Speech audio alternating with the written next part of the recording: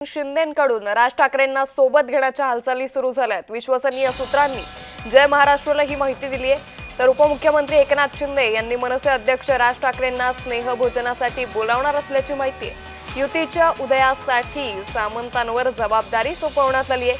त्यामुळे विश्वसनीय सूत्रांनी या संदर्भातली खात्रीशीर माहिती जय महाराष्ट्राला दिली आहे। तर उपमुख्यमंत्री एकनाथ शिंदे लवकरच राज ठाकरेंना स्नेहभोजनासाठी आमंत्रित करणार असल्याची माहिती आहे।